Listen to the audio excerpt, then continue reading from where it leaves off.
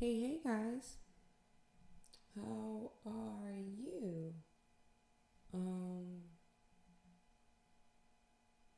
I don't think I can call it spring break anymore. If you're still out, this is the Groundhog Day that won't stop. This is the song that doesn't end. Yes, it goes on and on, my friend.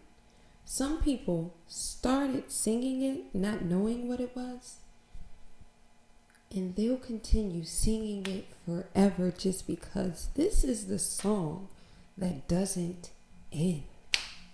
Gosh, that's what it is at this point. I don't know what to say anymore.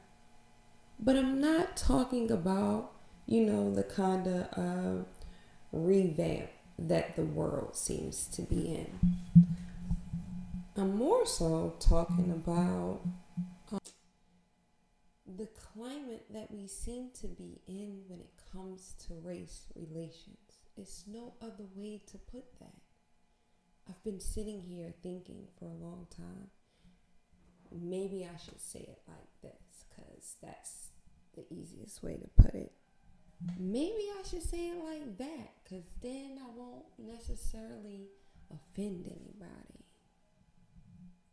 I am negating the fact that I just have to put some complex shit into some common words. This hurts. The month of May has been a little difficult. You have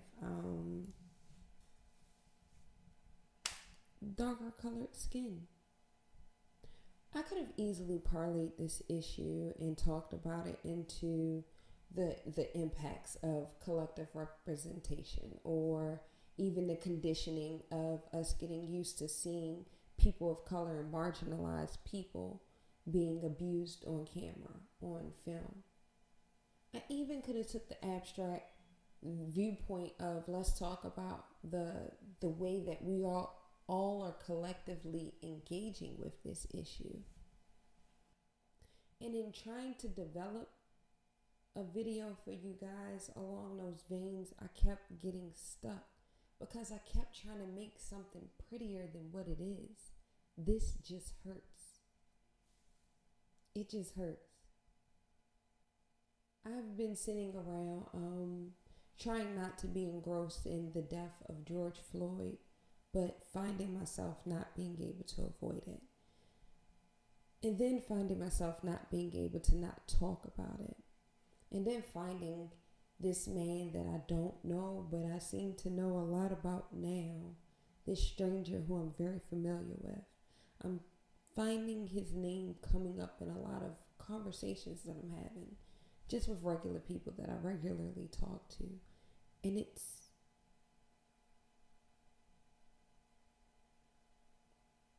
painful. A couple of viewpoints that I've kind of been not able to put more beautiful words to.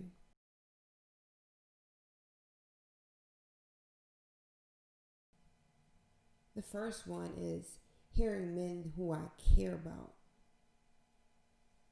who I look up to and look at as beacons of strength and power and growth, tell me that they have fear right now because they don't know how the rest of the world is going to take them. Those are difficult conversations to have right now.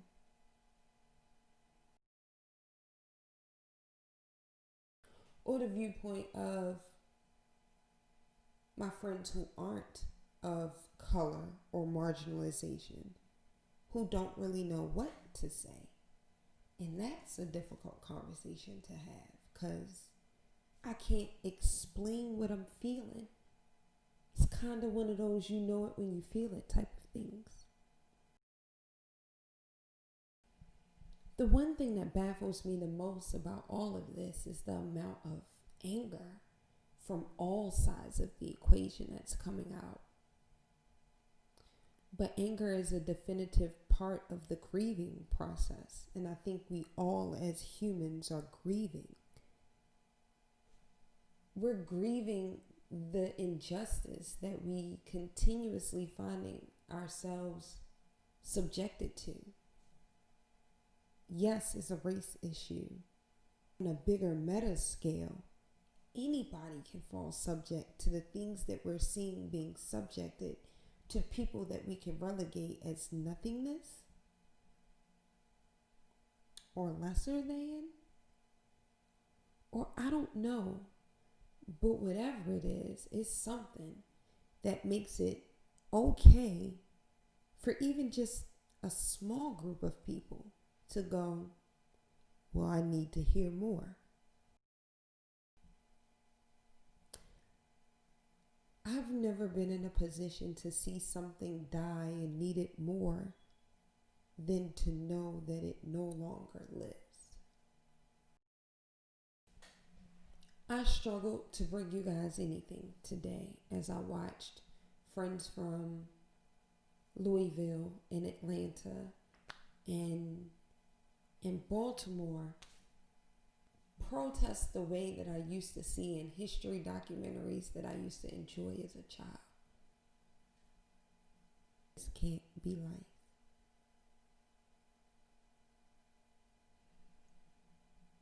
I struggled to make this nicer and prettier than what it actually is. And all I could surmise is that it hurts.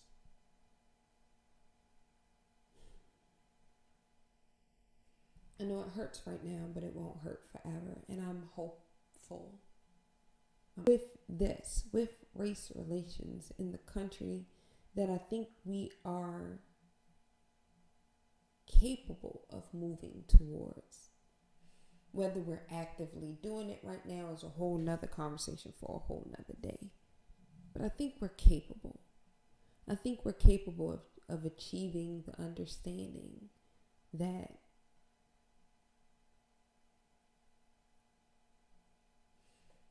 when Black lives don't matter, then no lives matter. We are capable of understanding that when marginalized people are snuffed out on film, that we are in a very, very, very dark place as a society. So I'm sorry I don't have 5 pretty things to bring to you today. I just hurt. I'm sorry I couldn't even find a way to bring you George Floyd's story. Maybe I will. But right now I just gotta hurt a little bit. I gotta let it burn. There's a whole lot. So as always, guys, I leave you with a lot of light. Because I try to be a beacon of light at all times. So I leave you with a lot of it. Because we need it in these dark and unfamiliar times. I leave you with a lot of life. Just remember the life of George Floyd as we move forward. Or learn something about somebody who looks like him. Or learn something about somebody who you normally would not have a conversation with. But let's start to see people for people. But lastly and most importantly, I leave you with a lot of love.